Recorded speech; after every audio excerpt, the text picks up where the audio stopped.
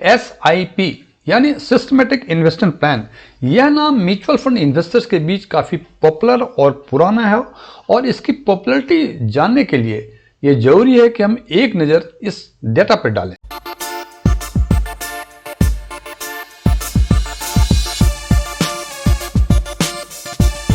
यदि मेरा ये वीडियो आपको पसंद आए, इसे लाइक करें, अपने फ्रेंड्स के साथ शेयर करें।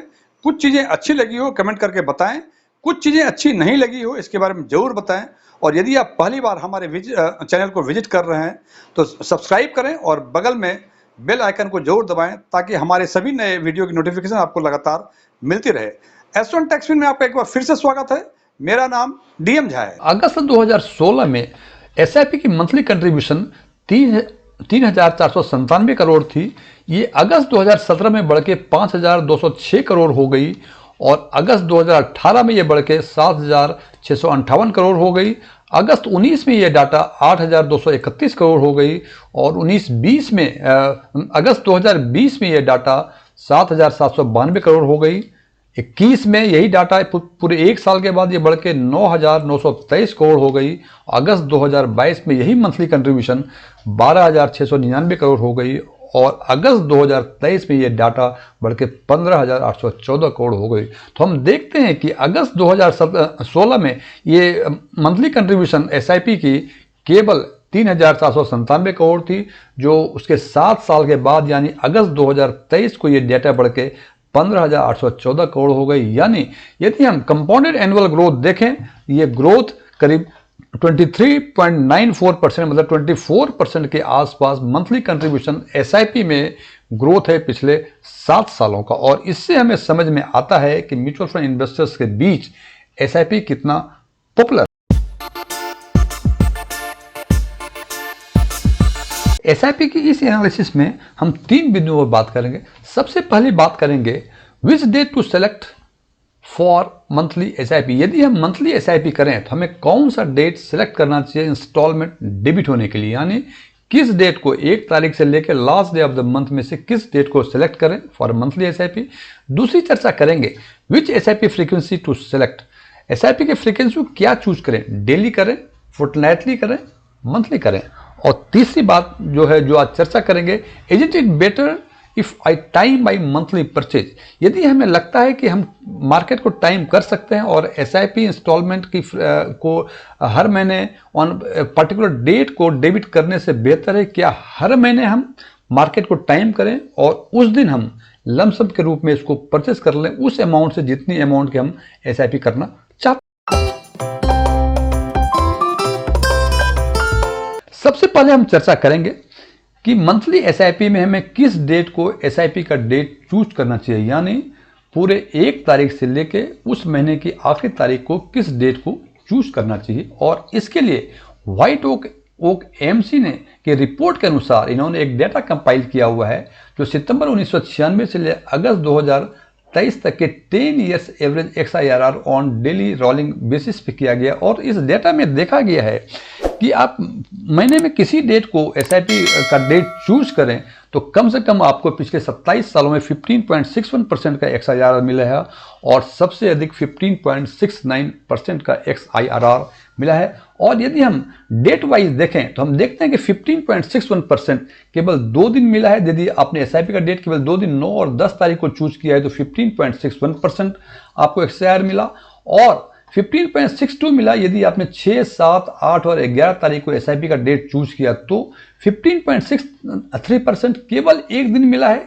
12 तारीख को यदि आपने SIP का डेट चूज किया हुआ है 15.64% 2 दिन मिला है यदि आपने 4 या 5 तारीख को SIP का डेट फिक्स किया है। और यदि आपने 13 और 16 को किया है तो 15.65% का XIRR मिला। और यदि आपने 14, 18 और 19 तारीख को चूज किया है तो पूरे महीने केवल 3 दिन चूज करने पर आपको 15.66% का XIRR मिलता है।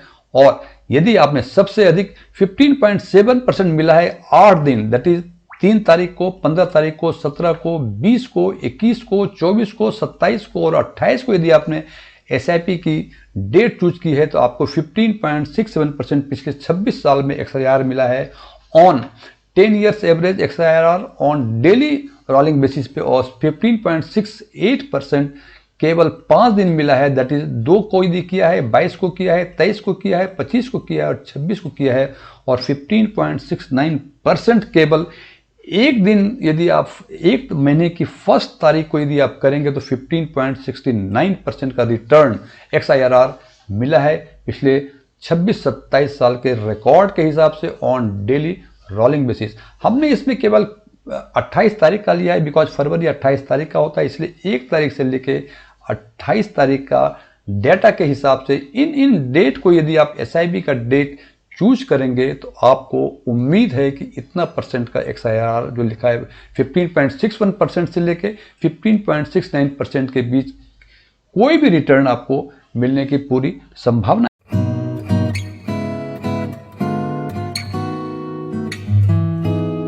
अब यदि इसको कंक्लूड करना चाहिए कि हमें इस पूरे 1 तारीख से लेकर 28 तारीख के बीच में किस डेट को SIP का डेट चूज करना चाहिए, तो मेरे विचार से यदि आप सैलरी अर्नर हैं तो बेहतर है कि जिस दिन आपकी सैलरी आपके अकाउंट में क्रेडिट होती है वो डेट चूज करें SIP की डेट के लिए। और यदि आप प्रोफेशनल या सेल्फ एम्प्लॉयड हैं या फ्रीलांसर हैं तो बेहतर है कि आप last week of the month में किसी भी डेट को चूज करें, क्योंकि आप बीइंग प्रोफेशनल और सेल्फ एम्प्लॉयड आपको ये पता नहीं है कि आपको किस डेट में कितने पैसे मिलेंगे। तो अंतिम सप्ताह तक अंदाजा हो जाता है कि हमें इतने पैसे बच रहे हैं, तो आप वो डेट फिक्स करें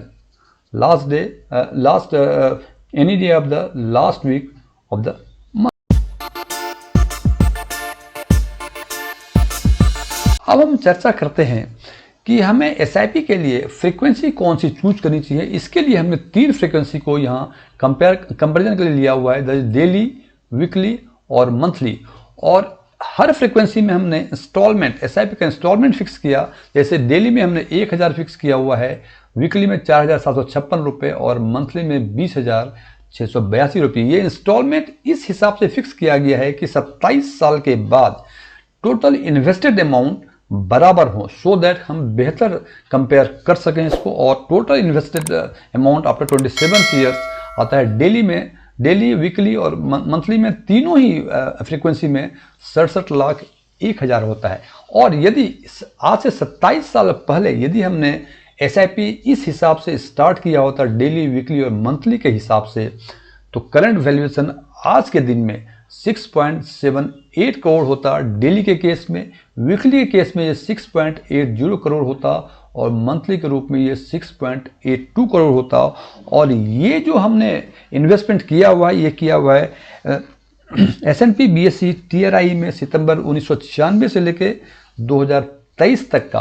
तो जब हम करंट वैल्यू से जब हम देखते हैं तो हमें लगता है कि डेली में सबसे कम 6.78 करोड़ है, वीकली में 6.80 करोड़ है और मंथली में 6.82 करोड़ है। लेकिन यदि XIRR देखते हैं तो हम देखते हैं कि तीनों ही में, डेली में, वीकली में और मंथली में XIRR जो है 14.4% ही आता है। फ्रेंड्स, अब एक कन्फ्यूजन हो सकता है आपको कि जब वैल्यूएशन यदि कम या अधिक है तो XIRR कैसे बराबर हो गया। फ्रेंड्स, आपने देखा यदि वीकली के केस में, डेली के केस में हर एक डेली आपके खाते से 1000 रुपये निकल रहे हैं, जबकि वीकली के केस में 4756 वीकली इंटरवल पर निकल रहे हैं। इसका मतलब यदि फर्स्ट वीक में फर्स्ट डे आपके अकाउंट से 1000 निकल गए इन केस ऑफ डेली, लेकिन वीकली में आपके 7वें दिन ही पूरे 7456 रुपये निकलते हैं। इसलिए ये डिफरेंस होता है, बिकॉज आपने ये 6 दिन जो है 4756 रुपये अपने खाते में रखे रहे, उसका भी टाइम वैल्यू ऑफ मनी होता है। इसलिए इस बात पे कंफ्यूज ना हो, आप फोकस करें XIRR पर कि तीनों ही फ्रीक्वेंसी में ये XIRR जो है इट इज ओनली 14.4%, सब में बराबर है, इसमें कोई डिफरेंस नहीं होता है। इसलिए ये तो हम कंक्लूड कर ही सकते हैं कि आप फ्रीक्वेंसी डेली रखें, वीकली रखें, मंथली रखें, इससे आपके XIRR पे ऑन द बेसिस ऑफ पिछले 27 साल के हिस्टोरिकल डाटा के हिसाब से कोई फर्क नहीं पड़ता है। और एक चीज और इम्पॉर्टेंट जो ये कहना है कि starting A SIP early and running it for the long term is more important than the what frequency one select. इसका मतलब कि कौन सी फ्रीक्वेंसी आप सेलेक्ट करते हैं, मंथली, वीकली या SIP, इससे बेहतर है कि लंबे समय के लिए आप SIP को चलाएं, सो दैट आपका वेल्थ जो है बेहतर ग्रो करें।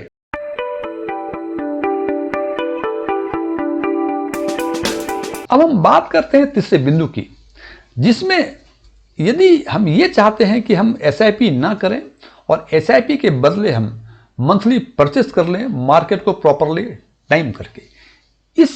इस बिंदु पर भी व्हाइट ओक एएमसी ने स्टडी की है और इनके स्टडी के रिपोर्ट के अनुसार यदि आप मंथली परचेस करते हैं मार्केट टाइम करते हुए और यदि आप मोस्ट अनलकी हैं तो आपको 14.1% का XIR मिलेगा।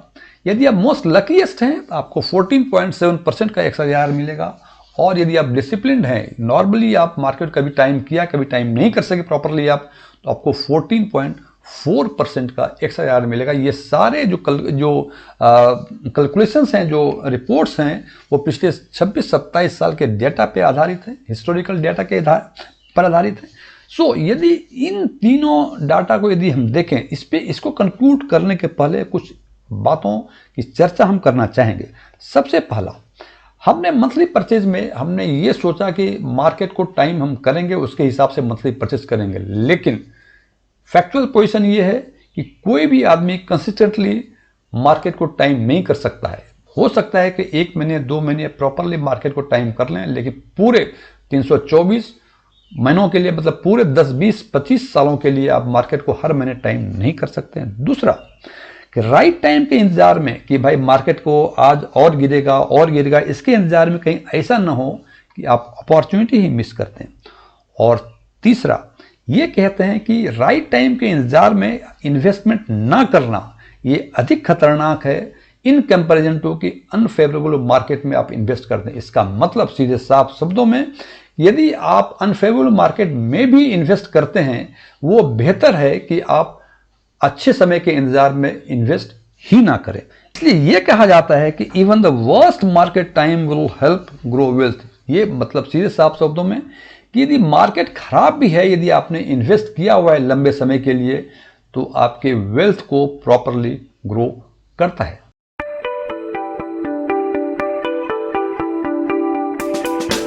यदि अब हम इसको कंक्लूड करना चाहें इन तीनों पॉइंट्स को, तो सबसे पहला पॉइंट डेट चुनने की बात है कि किस महीने के किस डेट को एसआईपी का डेट चूज किया है। तो आप कोई भी डेट चूज करें, कोई विशेष फर्क नहीं पड़ता, बिकॉज आपने देखा कि 15.61% से लेकर 15.69% तक आया आपका रिटर्न S&P BSE TRI में, मतलब लार्ज कैप फंड में। दूसरा पॉइंट्स कि इसकी फ्रीक्वेंसी क्या होनी चाहिए, तो फ्रीक्वेंसी के हिसाब से भी कोई भी फ्रीक्वेंसी चूज करें अपने सोर्स ऑफ इनकम के हिसाब से, either it is daily, weekly और मंथली, कोई विशेष फर्क नहीं पड़ता है। और यदि बातें हैं मंथली परचेस करने की बात कि हम एसआईपी ना करें और उसके बदले मार्केट को टाइम करके मंथली परचेस करें, तो बिल्कुल नहीं, आप लॉन्ग टर्म के लिए आप मार्केट को टाइम नहीं कर सकते हैं। सो बेहतर है कि आप डेली, वीकली, मंथली में से कोई भी फ्रीक्वेंसी चूज करें, कोई भी डेट चूज करें। आपके XIR में लंबे समय में यदि एसआईपी करेंगे तो XIR में कोई विशेष फर्क नहीं पड़ेगा। फ्रेंड्स, ये मेरा ओपिनियन और ये रिपोर्ट है व्हाइट ओक एएमसी की। हालांकि जैसे मैं बार बार कहता हूं कि म्यूचुअल फंड में इन्वेस्टमेंट कोई जादू नहीं है, ये मैं कभी वादा नहीं करता हूं कि आप इस तरह से पैसे इन्वेस्ट करेंगे तो आपके पैसे दुगनी या तिगनी हो जाएंगे, लेकिन यदि इन कुछ प्रिंसिपल्स को फॉलो करेंगे तो बेहतर संभावना है कि आपको बेहतर रिटर्न मिले।